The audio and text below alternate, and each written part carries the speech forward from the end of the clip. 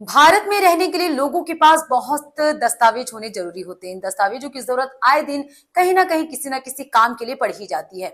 इनमें कुछ दस्तावेज ऐसे होते हैं जो लगभग सभी के पास होते हैं, जैसे कि आधार कार्ड और वोटर कार्ड। और इन दोनों दस्तावेजों में एक चीज कॉमन होती है, वो है इसमें लगे लोगों की फोटो। और वो बेहद खराब क्वालिटी के होते हैं। आपको इन दस्तावेजों का फोटो और उस शख्स का असली चेहरा देखकर लगेगा ही नहीं कि दोनों शख्स एक ही है। लेकिन क्या आपको पता है ऐसा क्यों होता है? तो आपको बता दें कि इसके पीछे कोई रॉकेट साइंस नहीं है, बल्कि सामान्य सी वजह है जिन वजहों से फोटो खराब आता है।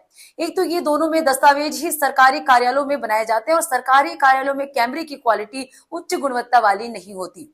इसीलिए कैमरे का काम रेजोल्यूशन होने के चलते फोटो साफ नहीं आ पाते। इसके अलावा बात की जाए तो अगर कोई भी फोटो सेशन करवाता है तो उसमें लाइटिंग को पहले जरूर चेक करता है, तभी किसी का फोटो अच्छा आ सकता है। और वहीं इन दस्तावेजों के लिए फोटो की बात की जाए तो कार्यालयों में ठीक से रोशनी नहीं होती, खाना पूर्ति के लिए फोटो खींच दिए जाते हैं। इसके अलावा एक और जो जरूरी कारण होता है वो ये है कि जो फोटो को डिजिटल तौर पर अपलोड करते हैं तो कार्ड पर प्रिंट करते वक्त उसकी क्वालिटी और खराब हो जाती है। ये कुछ कारण है जिस वजह से आधार या फिर वोटर आईडी के अक्सर फोटो खराब आते हैं।